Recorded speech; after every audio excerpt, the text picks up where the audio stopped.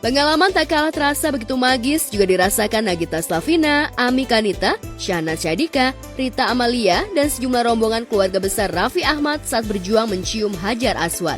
Tapi warganet malah salah fokus dengan Raffi Ahmad yang seolah menjadi pelantara agar istri, ibu dan keluarganya lebih dulu mencium Hajar Aswad.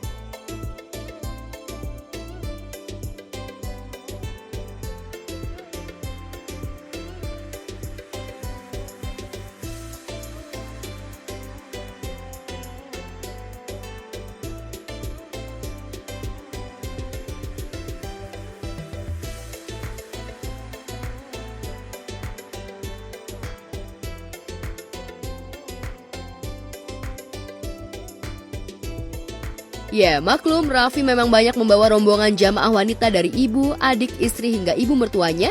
Jadi Raffi terkesan lebih memproteksi dan mendahulukan antrian bagi rombongannya. Ini cewek-cewek kan? Cewek-cewek dulu. Cewek-cewek aja. Dan Raffi sendiri cowoknya? Iya, cowoknya sendiri tapi sama mereka.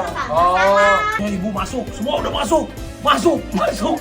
Ini si Priok nih gara-garanya nih. Si Prioknya. Taksi.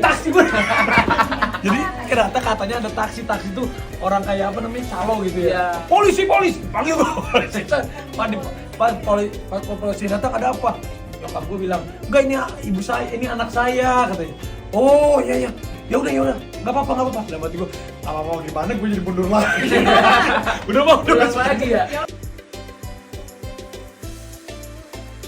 Sabtu dan Minggu kemarin memang memasuki puncak ibadah haji sesuai kalender Hijriah, yakni 9 dan 10 Zulhijjah 1445 Hijriah atau bertepatan dengan hari Arafah yang jatuh pada tanggal 15 Juni 2024. Serangkaian ibadah haji yang terdiri dari ihram, wukuf di padang Arafah, tawaf, sa'i, hingga tahalul atau mencukur rambut. Serangkaian itu akan dilakoni Atta, Aurel, Raffi, Nagita, Ria Ricis, Oki Setiana Dewi, dan sejumlah artis lainnya yang tahun ini beribadah haji di Tanah Suci bersama sekitar 1,8 juta jamaah haji dari berbagai negara.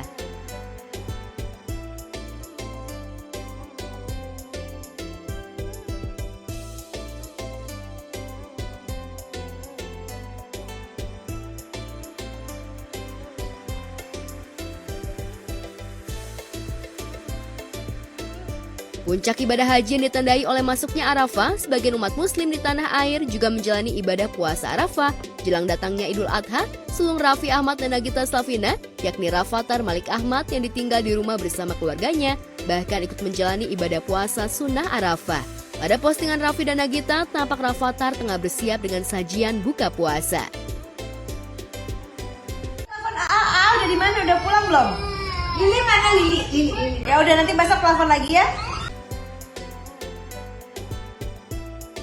Selain menjalani ritual ibadah haji termasuk mencium Hajar Aswad di depan Ka'bah, Nagita Slavina juga membacakan doa-doa yang dititipkan baik karyawan maupun keluarganya.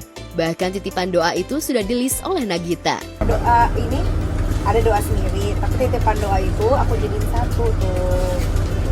Jadiin tapi ya. Banyak banget. Banyak. Itu titipan doa ini. Jadi aku tinggal copy paste dari yang WhatsApp aku jadiin satu. Insya Allah nanti didoain. Ya nggak didoain, insya Allah didoain. Amin. Yang nonton insya Allah kasih rezeki. Amin. Jika para jamaah selebriti berusaha berserah diri melepas semua kebendaan yang melekat selama ini saat beribadah haji, bahkan meminta ampun atas segala doa di depan Ka'bah maupun saat mencium Hajar Aswad, di jagat maya, sebuah video viral seorang jamaah yang justru berdoa sambil mencium Hajar Aswad sambil meminta diberi uang oleh Yang Maha Kuasa.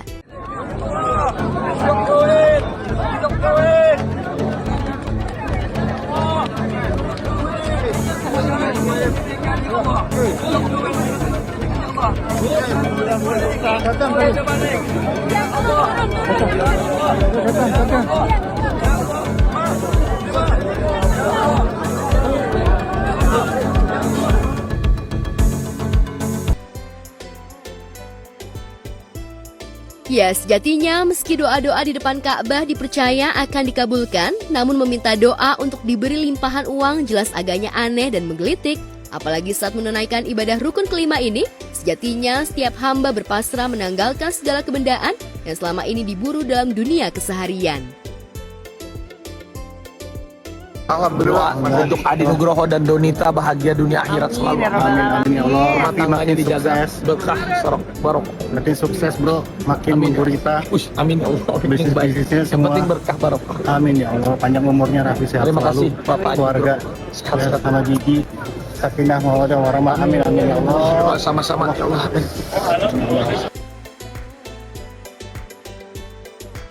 Selain viral, seorang jamaah haji yang berdoa meminta uang di depan Ka'bah saat mencium Hajar Aswad, di jagat maya juga viral perbandingan tenda Mina milik jamaah haji asal Korea dengan Indonesia. Jika jamaah haji asal negeri ginseng tampak lelah menikmati suasana tenda yang nyaman, lengkap dengan kursi sender dan tempat tidurnya yang nyaman, kondisi tenda jamaah haji asal Indonesia justru amat memprihatinkan. Berjejer jamaah berkumpul dalam satu tenda dengan ruang gerak yang sempit, dan seperti inilah kondisi kontras antara dua jamaah. Mina ya, begini. Ini tampak tenda Mina waktu setelah salat zuhur. Jadi insya Allah lontar jumlah akobahnya setelah asar atau setelah maghrib.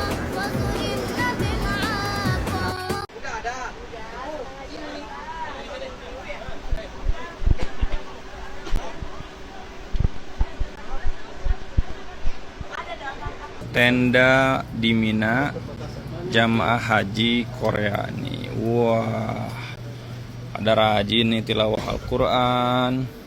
Tuh, Masya Allah. Ini anak-anak muda idaman semua ini. Apa tuh kue? Masya Allah. Gaya bener ini, tendanya mewah, mepet sawah. Wah, Masya Allah. Rajin ngaji tuh. Nah, ini di dalam tenda ini kita ada berapa puluh ya ini? Kayaknya 60-an. Nah, di luar ini lagi pada makan-makan. Masya Allah, sarapan pagi. Luar biasa ini. Oke, kita intip ini. Jadi memang ini lengkap ya. Kamar mandinya di sana luas. Masya Allah. Ini dari Korea dan Jepang nih gabung ya. Ini toilet dan tempat wudhu. Ini tempat mandi, jadi sangat lega dan sangat-sangat wah, alhamdulillah lengkap ya. Ada tempat minuman, air berasa, tidak berasa, bahkan es krim. Masya Allah. Es krim nih, Masya Allah. Es krim full, lengkap. Kita lagi di Mina, jadi suasana makan siang rame. Makannya dari Masya Allah enak. Ini aku makannya ada nasi kebuli, campur nasi biryani ayam, sama nasi kebuli kambing. Masya Allah. Ada rendang ya. Mari makan.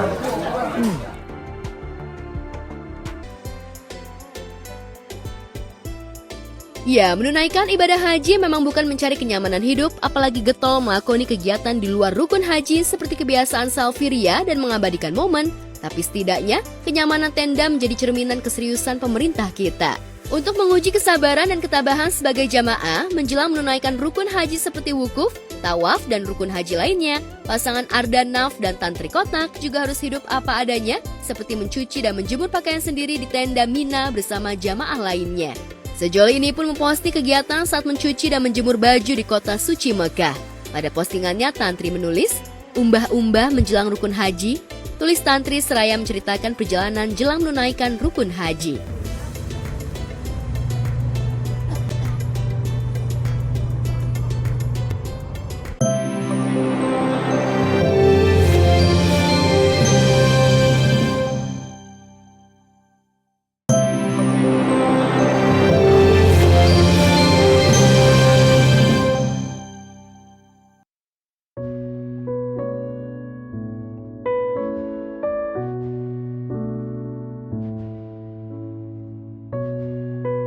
Pemirsa, cinta tanpa syarat itu benar-benar nyata.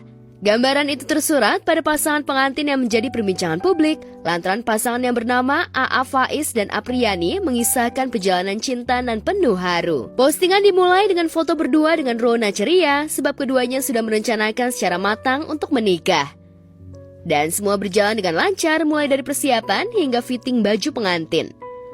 Namun keduanya mendadak ada perubahan hingga akhirnya keduanya resmi menikah Pengantin pria yang jatuh sakit akhirnya menikah di tempat tidur. Sementara pengantin perempuan duduk di pelaminan seorang diri.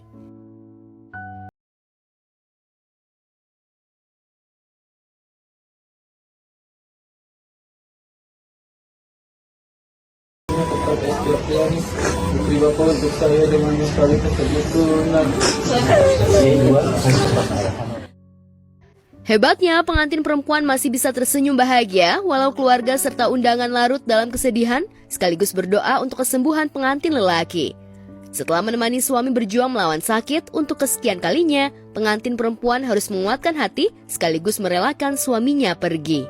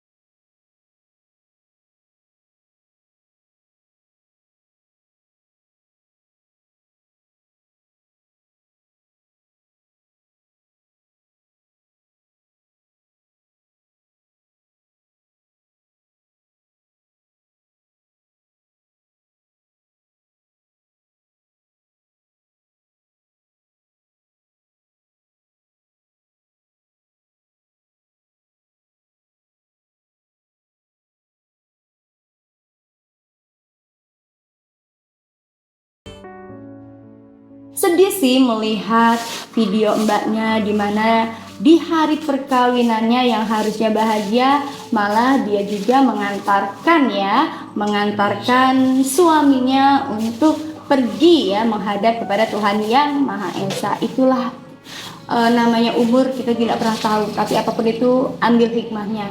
Bahwasanya dari kejadian ini kita bisa ya melihat dan menilai bahwasanya cinta sejati itu ada.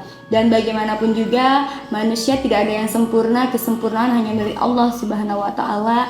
Ambil hikmahnya dan pelajarannya, yang baik kita jadikan baik, yang buruknya kita jangan ditiru. Nah, seperti mbaknya ini adalah wujud kesetiaan seorang wanita, dan tidak semua seorang wanita memiliki kesetiaan loh. Khususnya buat mbaknya ini, aku acungin jempol bahwasanya cinta tidak harus memandang harta, derajat, dan juga martabat.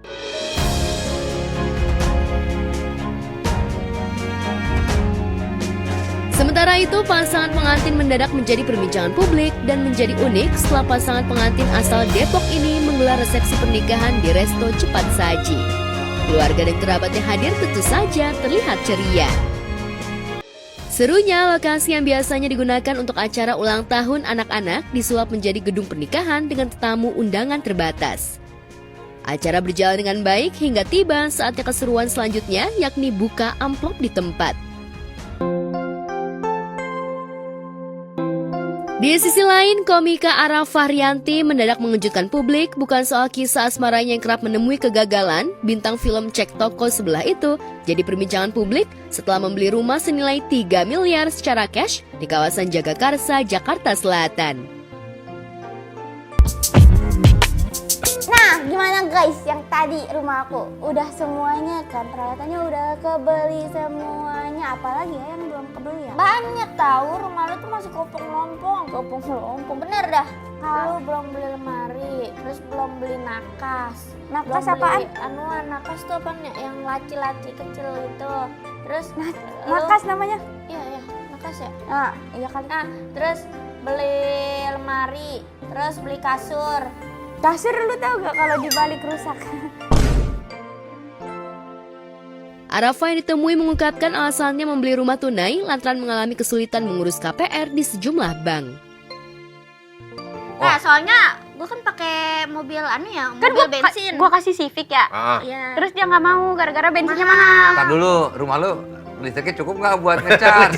Oh iya, kan mobil listrik pakai listrik ya? Berarti kan listriknya dari gua ya? Iya. Terus aja tunggu lu beli rumah. Tadi dia tuh ngedukung buat Pak. Padahal gua udah nge-scroll TikTok kayak mobil listrik yang bagus apaan ya gitu.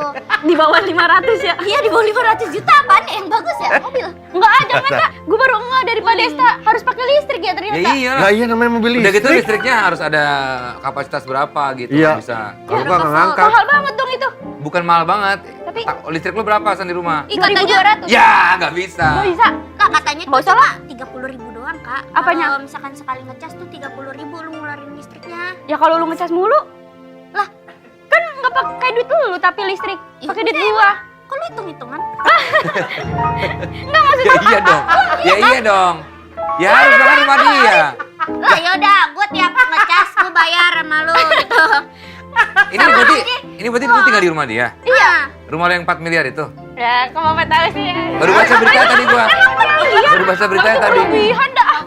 Nanti gua Itu katanya pajak rumah gede sebetulnya lagi. jadinya udah lama ya. Iya, udah lama. Gimana lo renovasi akhirnya belum ditempatin lo sekarang? Udah. Di Depok. Tapi Iya, di kayak Depok. cuman buat nongkrong doang, Pak. Kenapa? Gak betah gua di rumah mewah. Oh berarti mewah. Menurut gua mah Cowok lo mewah. pernah datang ke situ? Nggak pernah. Takut lo. Tidak terjebak. Ya. Tidak terjebak. Pernah Masa buat main- jemput, pernah buat jemput. Masuk ke dalam. Enggak, jemput doang. Ya masa kan nggak boleh masuk ke dalam? Ya kalau ngapa-ngapain ya nggak apa-apa lah. Tapi cuman jemput doang Tapi waktu masuk itu. nggak? Enggak, ini sama Alda juga. Iya. Arafa melalui kanal video berbagi menyebutkan jika rumah yang dibeli dari hasil kerja di dunia hiburan sejak tahun 2016 itu diakui masih belum ditempati. Arafa berencana akan menempati rumah impiannya itu jika sudah beres secara keseluruhan. Walau ia tetap harus membayar bulanan rutin seperti listrik, air, serta biaya fasilitas komplek, namun Arafa mengaku senang dan bangga akhirnya bisa membeli hunian yang diidamkan. Ya pun gak ada keluarga, tetap beli rumah, gak ada personilnya. Percuma rumah punya tangga kalau nggak ada rumah tangga. Ini parah sih. Biarpun Rafa gak bersuami, tapi enggak apa-apa. Rumah udah 3, suaminya harus ada 3 berarti. Ini parah sih.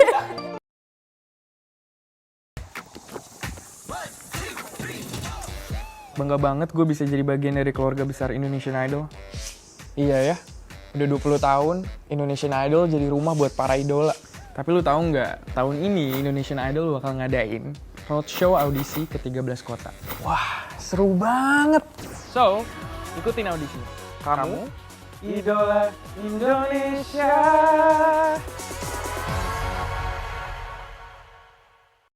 Untuk pertama kalinya, RCTI mempersembahkan Indonesian Sports and Entertainment Awards 2024 sebagai televisi dengan program teroke yang memberikan penghargaan bagi insan terbaik.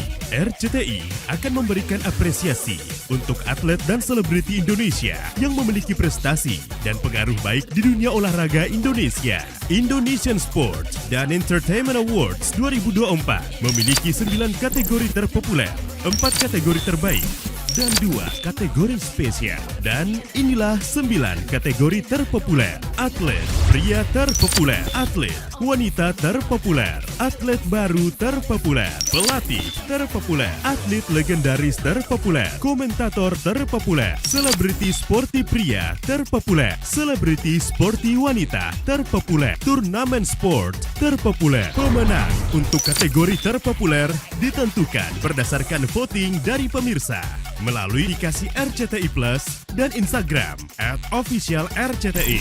Sedangkan pemenang untuk kategori terbaik akan ditentukan oleh Dewan Panelis yang terdiri dari public figure, artis, selebriti, atlet legendaris, media, wartawan olahraga, dan juga kritikus olahraga. Inilah 4 kategori terbaik: atlet pria terbaik, atlet wanita terbaik, atlet baru terbaik, pelatih terbaik, Nomine Indonesian Sports and Entertainment Awards 2024 ditentukan berdasarkan hasil survei yang dilakukan oleh tim Profetik secara daring. Nantikan momen bersejarah dalam malam penghargaan perdana Indonesian Sports and Entertainment Awards 2024 pada Kamis 27 Juni 2024 disiarkan langsung dari studio RCTI Plus, studio tercanggih se-Asia.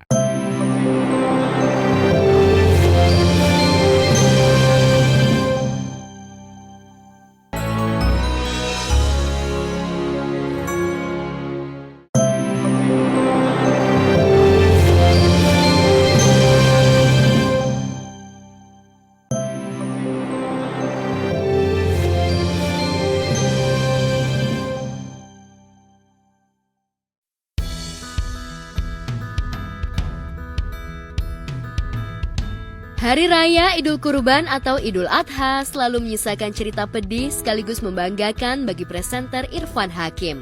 Pasalnya nyaris saban tahun Irfan mengurban sapi-sapi kesayangannya yang dipelihara dengan penuh kasih layaknya manusia. Momen sedih ketika Irfan Hakim berpisah dengan sapi-sapinya saban tahun selalu mencetak viral. Lalu benarkah menjelang Idul Kurban Irfan menggelar sesi dialog dengan sapi-sapi yang dikurbankannya? Rencananya ntar kan kalau gue tuh suka ada sesi ngobrol sama hewan kurbannya kan. Ntar malam tuh gue mau ada ngobrol sama semua hewan kurban gue dah. Ntar malam tuh biasanya tuh udah mulai galau. Galau tuh biasanya gue dari mulai ntar malam sampai hari udah galau. Dan ada komunikasi kayak ya jawabnya nggak Assalamualaikum Waalaikumsalam nggak gitu juga, kecuali burung beo gue ya. Maksudnya jawabnya tuh ya dengan matanya, lenguhannya, kalau sapi gerak-geriknya. Ya gitu tiba-tiba netes air mata itu tuh sangat sering. Nah itu di talk yang gue lakukan tuh harus dijelasin karena dulu yang si Grandong yang gue cerita, si dokternya bilang, iya si Grandong tuh katanya sangat cinta, mengabdi, tapi sampai akhir hidupnya dia bingung. Lu cinta gue kenapa lu misahin gue tuh sama lu tuh mau selamanya juga, ayo gue disuruh apa juga mau gitu, sampai nangis gue saat itu. Maksudnya segitunya ya. Jadi semenjak itu gue kalau itu tuh harus ada hak mereka kenapa dikurbankan, ada hak tahu mereka. Agar sapi-sapinya terawat, Irfan mempekerjakan satu kiper atau perawat hewan untuk satu sapi. Bak seorang babysitter, para kiper memandikan dan memberi makan sapi dengan telaten serta memeriksa kesehatannya secara rutin. Nah yang ini tuh kan banyak, ada 4 ekor yang udah lama di sini. Ada 1 ekor Condrosimo tuh 6 bulan bahkan di sininya juga. Jadi gue pribadi nggak terlalu memasukkan hatinya tuh nggak kayak yang sebelumnya. Tapi gue ngasih kesempatan sama kiper-kiper gue. Kiper-kiper tuh pengurus hewan gue tuh. Jadi 1 sapi, 1 kiper. Jadi kayak 1 suster gitu. Itu dipilih juga sama gue. Mereka yang beneran ini banget, belum apa-apa juga udah nangis mereka. Jadi ini kiper-kiper gue nih. Jadi pemilihan kipernya juga 1 sapi 1 kiper nih. Kalau Jenny itu Condrosimo. Condrosimo ini ada sapi FH tuh sapi perah jantan mix dengan berangus. Nah kalau ini si Niki mama bagus. Ini jenisnya adalah jenis Belgian Blue itu adalah sapi dengan otot paling besar sebetulnya. Nah kalau yang aslinya tuh beneran bantet banget ini, tapi kalau ini udah mix.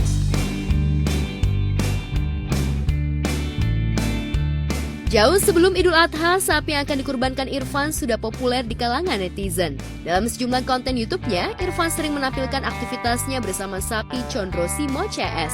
Saking populernya, saban minggu Irfan menggelar jumpa fans agar masyarakat sekitar bisa melihat dan berdialog pula dengan sapi-sapi kurbannya.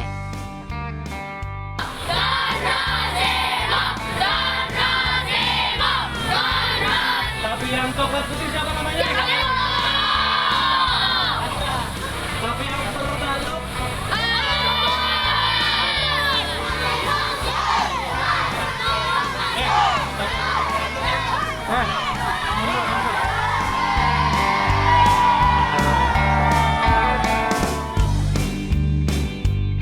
Ya, para bocil sangat antusias berjumpa dengan sapi-sapi hits milik Irfan. Aviari Irfan yang bersisian dengan kediamannya di kawasan Bekasi, bak kebun binatang mini yang menjadi wahana hiburan warga sekitar. Di depan bocil-bocil, Irfan mengajarkan kecintaan terhadap hewan dan semangat berkurban dengan mengorbankan hewan yang dicintai sepenuh hati.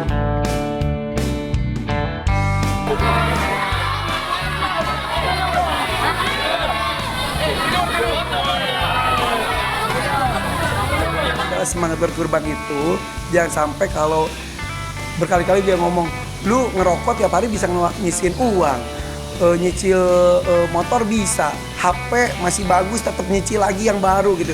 Yang itu yuk kita coba yuk, karena gue pernah ketemu anak kecil juga nabung sehari 10.000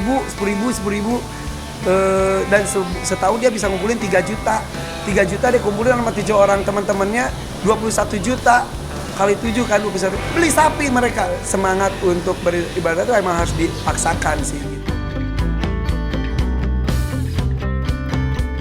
Hari ini tepatnya Lebaran Idul Adha pertama, Irfan merayakannya di Bandung dengan keluarga besarnya. Besok Irfan akan kembali ke Bekasi untuk menyembelih Condro Simo, Niki, dan kawan-kawan. Seperti inilah ruang penjagalan yang disediakan Irfan.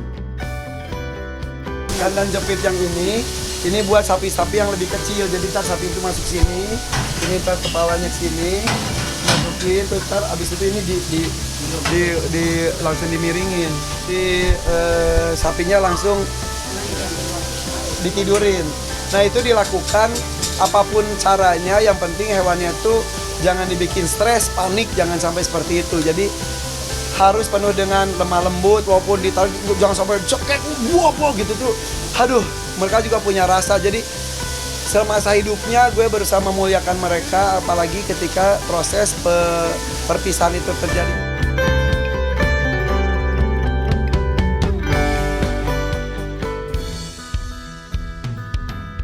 Berkurban sapi juga dilakukan oleh Inara Rusli.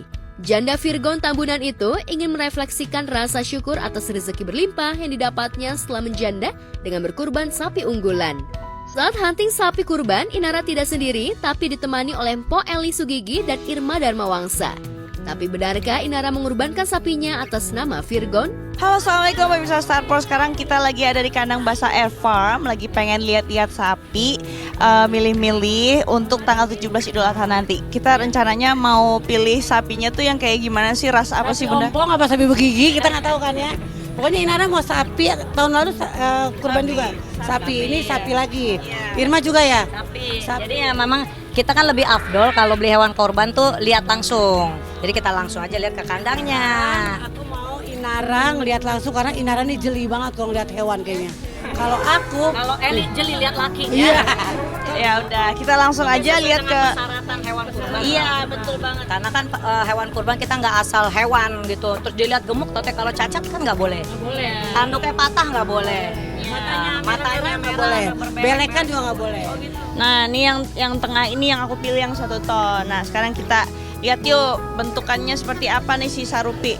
Gua tahu harga sapi Inara kan tuh yang tadi gua mau pilih 65 juta itu, ya kan? Yang ini ya sebelahnya dong. Oh, yang sebelahnya. Oh, ini enggak. Kita nggak tahu. Berarti ini 80 juta ya? Ya sekitar 80 tadi. Boleh tahu nggak? Aku sapi mau yang nanya lebih boleh nggak? Akankah nama bapaknya anak-anak dimasukin ke daftar sapi ini? Hah? Bapaknya mantan. Enggak kan kalau sapi itu harus 7 orang. Iya 7 orang. Akankah Siapa aja nama-namanya? dimasukkan ke dalam sapi Inara ini? Nggak tahu ya, aku juga harus koordinasi sama dia juga karena kan dia sendiri juga masih mampu untuk beli hewan kurban. Jadi takutnya nanti dia udah beli, aku masukin juga kan jadi double-double saya. Dibanding tahun lalu, sapi kurban Inara tahun ini lebih besar dan terhitung jumbo. Hanya saja, Inara menolak menyebut berapa jumlah kocek yang harus dikeluarkannya untuk memboyong sapi jumbo. Enggak, tahun lalu aku udah beli sendiri. Udah sendiri, udah di tahun lalu ya? Sedih aku. Cuma lebih gede. Iya, lebih lagi, alhamdulillah. Inara anak buahnya banyak loh. Gitu. Adminnya banyak banget, aku lihat kan dia. Admin dia, nanti insya Allah rezekinya makin banyak. Amin ya Rabbal Alamin. Makin banyak, ya kita ambil hikmahnya aja. Dengan kita tidak bergantung dengan laki-laki kan, kita bisa memberi manfaat buat orang banyak. Mpok Eli Sugigi dan Irma Darmawangsa tahun ini kembali berkurban. Jika tahun lalu mereka berebutan sapi unggulan, bagaimana sekarang? Sesuai dengan yang aku dan Pak Eli order, biar ownernya yang nunjukin yang mana punya aku, yang mana punya Pak Eli. Oke, jadi ini ada punya Mpok Eli. Nah, ini yang coklat nih, yang coklat tua. yang tanduknya juga, matanya hitam, yang sebelahnya agak bule punya Kak Irma. Nah, bule dia. beda dikit, beda 5 juta aja. Kalau aku, yang aku nih yang bule. Karena aku request sama Bang Ali, rambut aku kan bule, nggak pernah hitam. Jadi harus yang memang ada bule-bulenya, biar sama. Dan karena dia jantan, jadi aku kasih nama Peguh, penjantan tangguh. Jadi aku manggilnya Peguh gitu. Kalau Po Eli kasih Po Eli kasih nama mantan. Namanya mantan, nggak apa-apa lah, mantan harus dikenang terus. Sapi aku namanya Aher. Aher, kita udah jaga jarak ya, tapi kamu tetap ada namamu di hati aku, Ci. Sedang. Komedian Umi Kuari tak mau kalah dalam mendulang pahala di momen Idul Adha. Tahun ini Umi berkurban 1 ekor sapi yang akan dikurbankan di yayasan sosial milik pamannya di kawasan Bekasi, Jawa Barat. Ditemani ibundanya, Hikmah Yani, Umi membeli sapi kurban di sebuah farm. Halo pemirsa, hari ini Prilly sama Mama mau pilih-pilih sapi. Alhamdulillah kita masih dikasih rezeki buat bisa kurban insya Allah sapi di tahun ini. Jadi kita mau beli. Nah kayaknya gue salah kostum, gue merah banget, gue takut diseruduk ya. Kemarin juga kurban sapi, alhamdulillah. Tapi kemarin tuh agak kecil karena kita nyarinya agak mepet. Nah kalau yang ini, iya. Nah kalau ini makanya aku tuh dari kemarin pengen kayak dan bener-bener diseruduk sini. Bapak siapa namanya? Bapak Idham. Ini di sekitaran agak Tambun ya, jadi orang-orang Tambun kalau mau beli sapi di sini gitu. Kalau potong kayaknya insya Allah di rumah Om, karena di daerah Bekasi juga, karena Om tuh setiap tahunnya selalu kurban dan ikut kurban motongnya gitu. Jadi Om yang motong kambing ya, apa sapi sih? Omnya motong kambing, semua dia yang kayak kambingnya. Om tuh yang punya yayasan itu. Tahun ini, Umi merasa puas berkurban karena ia sendiri yang hunting dan membeli sapi kurbannya. Berbeda dengan tahun lalu di mana dirinya hanya melihat sapi lewat video call dengan keluarganya. Lantas berapa kilogram sapi pilihan Umi Kuari? Berapa Bapak? 405 kilo. Ini beratnya 405 kilo. Wow. Gemoy ya, aku emang suka yang gemoy. Kita alhamdulillah dapet. Ini dia tuh yang udah dinamain, namanya Umi. Insya Allah pokoknya si soleh lah ya. Semoga berkah. Aku puas karena aku ikut. Kalau tahun kemarin kan aku nggak ikut, by video call doang karena aku syuting. Nah kali ini aku ikut jadinya insya Allah pokoknya terbaik.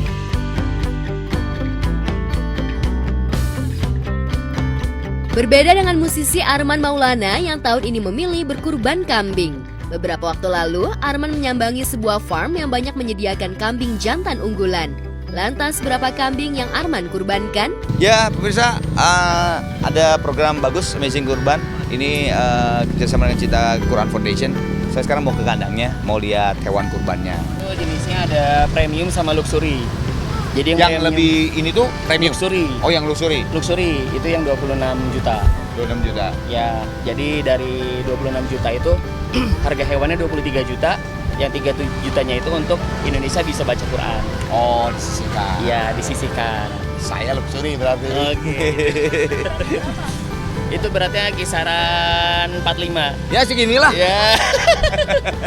Saya niatin buat almarhum bapak saya, almarhum ibu, sama almarhumah Tenita kakak saya.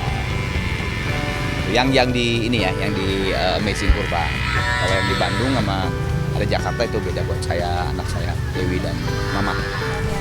Oh, dia tuh Domba Garut. Domba Garut. Iya. Asgarnya, asli Garut ya. Anyar. Anyaran? Iya. Ini berapa kilo sekarang?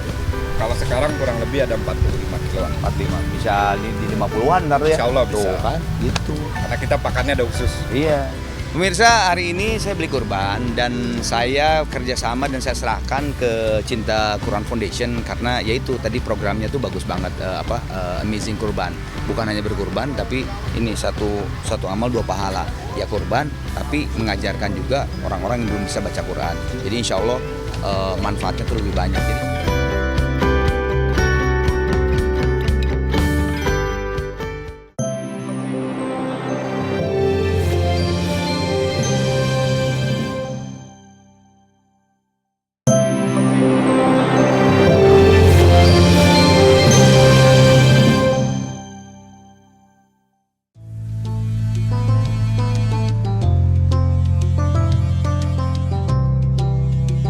Inilah suasana ketika pasangan Titania Aurelia Hermansyah dan Atta Halilintar berjuang membelah lautan jamaah untuk mencium Hajar Aswad atau batu hitam yang menurut kepercayaan umat muslim diturunkan malaikat dari surga saat Nabi Ibrahim membangun Ka'bah di kota suci Mekah. Mencium Hajar Aswad menjadi salah satu ritual ibadah haji di mana setiap jamaah harus berjuang membelah kerumunan jamaah. Beruntung Atta dan Aurel bisa mencium batu yang dirindukan seluruh umat muslim itu. Allahu Akbar. Allahu Akbar. Allahu Akbar. Allahu Akbar.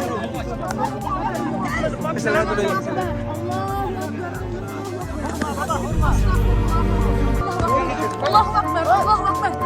Ricis sambil membubuhkan emotikon menangis.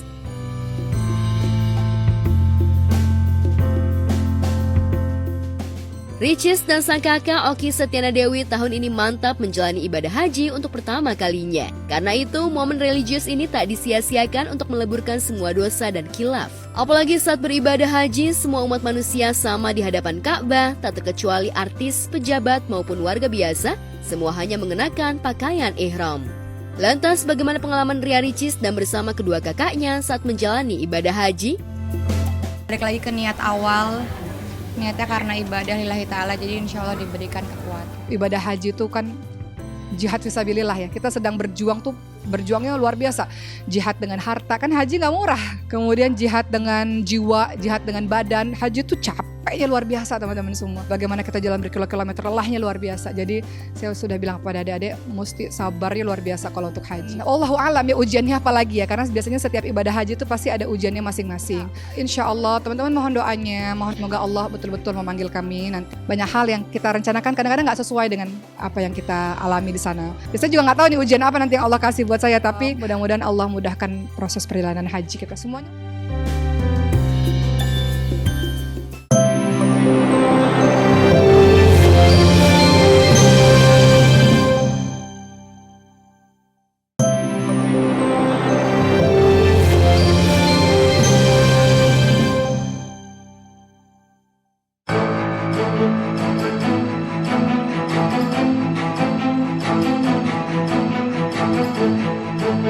Pemirsa, viral di media sosial momen petugas pemadam kebakaran atau damkar berusaha menyelamatkan balita laki-laki berusia 1,5 tahun yang terkunci di dalam kamar rumahnya.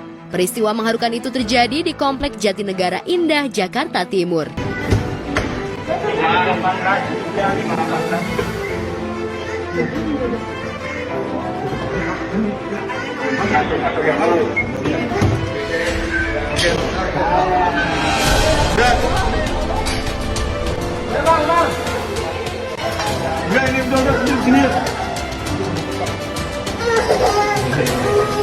Gercep pokoknya langsung ditanganin gitu, dan menurut saya ini sangat membantu masyarakat dan pokoknya sangat membantu banget gitu. Ada kebakaran, damkar, ada orang yang jatuh ke sumur, damkar, ada yang kekunci di dalam kamar, damkar.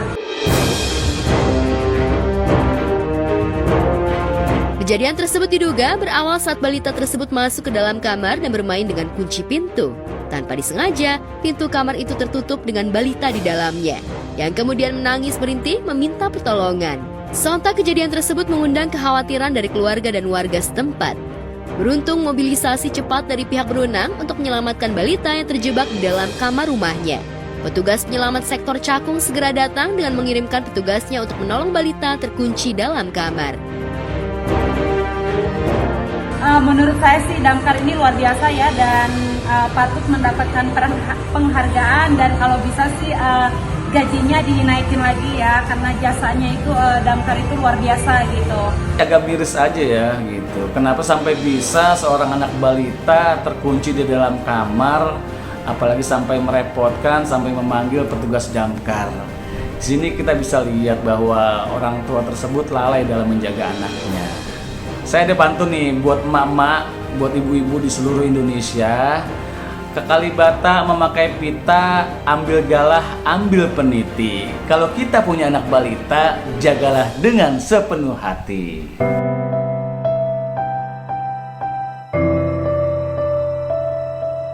Viral video seorang ibu merekam momen ceria putrinya sebelum dan sesudah terserang kanker yang menggerogoti tubuhnya. Dalam video yang beredar, tampak sang ibu mengunggah kondisi putrinya dari 4 bulan hingga 1 bulan sebelum terserang kanker. Kondisi sang anak terlihat ceria, tertawa, dan bermain bersama orang tua dan adiknya.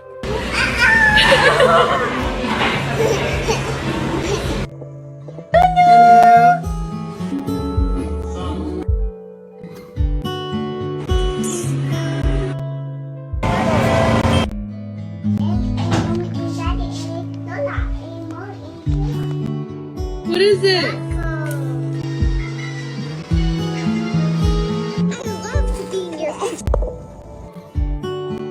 Jingle bell, jingle all the way.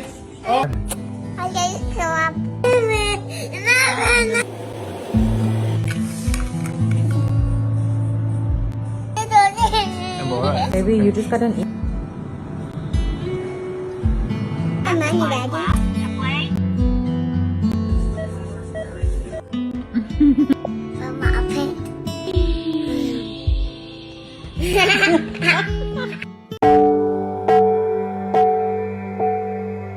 Namun keceriaan bocah cilik itu tiba-tiba sirna ketika divonis dokter menderita kanker yang diidapnya. Ia harus menjalani perawatan di rumah sakit hingga rambutnya mengalami kerontokan parah hingga nyaris mengalami kebotakan.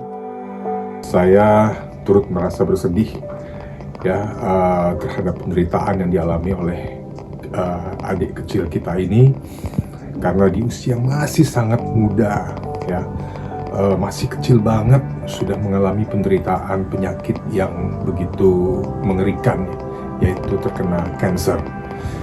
Saya juga baru tahu kalau ternyata anak sekecil itu bisa terkena kanker. Biasanya kan yang saya tahu kanker itu yang menimpa orang dewasa, tapi ternyata anak-anak juga bisa. Mungkin penyebabnya kalau saya tidak salah bisa jadi karena keturunan, karena kena radiasi mungkin dari alat-alat elektronik atau dari makanan atau bisa dari mana aja gitu ya.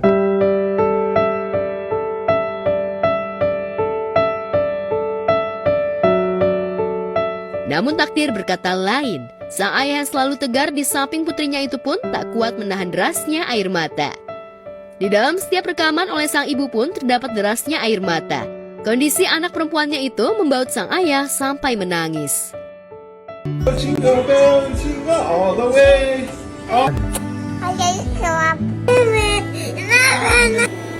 Saya berharap adik kecil kita ini bisa disembuhkan, bisa sehat kembali dan bisa menjalani kehidupan yang normal. Semoga seperti itu saya mendoakan. Kita semua mudah-mudahan mendoakan adik kecil ini cepat sembuh. Amin ya rabbal alamin.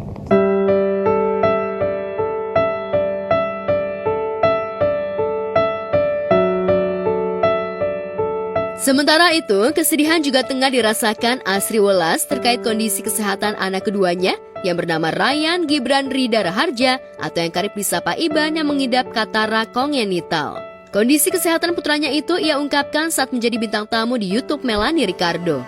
Asri menceritakan bahwa dirinya baru mengetahui anaknya mengidap katarak saat usianya 3 bulan. Padahal saat di dalam kandungan sudah diketahui ada titik di mata sang anak, namun tidak melakukan penanganan lanjutan. Anak gue dibawain nih, dia nggak kedip. Wow, lo langsung dong, gue sama suami gue lihat-lihatan, Mas di center, begitu dilihat matanya, blok putih. Umur 3 bulan tuh dia? Umur 3 bulan, kita tahunya di Jepang, pulang langsung ke dokter mata, Profesor Rita namanya. Kita nanya, dok, mata anak saya kenapa? Asri, kenapa baru tahu? Bisa lagi ya? Iya. Itulah. How did you feel at that time? Wah gila, aku langsung rasanya kayak hancur. Terus aku bilang gini, dok, ini kalau matanya sampai ketutup gini, apa yang terjadi? Ini banyak Asri. Asri waktu itu udah vaksin rubella sama tokso. Nah kita kalau mau hamil itu harus vaksin rubella dan tokso juga.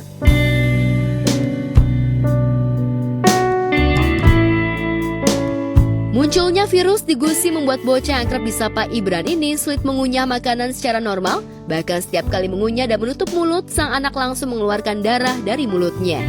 setiap anak yang lahir dengan katarak kongenital itu sebenarnya mungkin ada sesuatu di badannya, seperti virus di jantungnya kah, di kepalanya kah, atau di mana. Nah kalau Ibran tuh ada di giginya, makanya giginya belum bisa mengunyah. Terus waktu itu ngatup selalu berdarah begitu. Nah sekarang sedang dibersihkan gitu semuanya, darahnya apanya gitu. Jadi pokoknya mudah-mudahan bisa baik. Sekarang perkembangan giginya baik, giginya udah semua ada, walaupun kita masih terapi sensori namanya, karena untuk dia mengunyah sampai sekarang masih belum punya nih 7 tahun.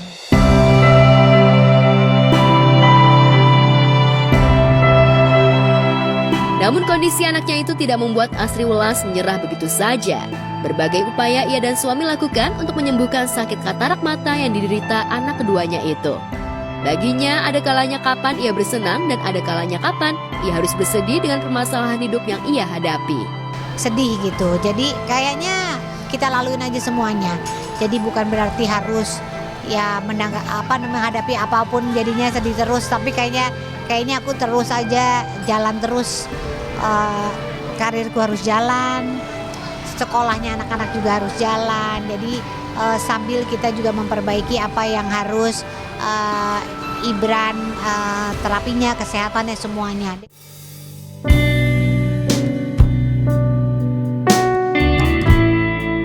Diceritakan artis yang juga berprofesi sebagai desainer itu, kondisi Ibran berangsur membaik, begitu pula dengan kondisi emosinya yang juga membaik. Ia mengucapkan banyak terima kasih atas dukungan doa dari sahabat. Ini teman-temanku yang menguatkan, teman-temanku yang menguatkan banyak. Jadi Ibran juga, terutama dari Ibrannya. Ibran sendiri perkembangannya baik sekali. Dia terus mau belajar, dia terus mau sehat gitu ya. Jadi dia perkembangannya baik, makannya juga baik gitu. Jadi ya mudah-mudahan doakan supaya sehat selalu ya.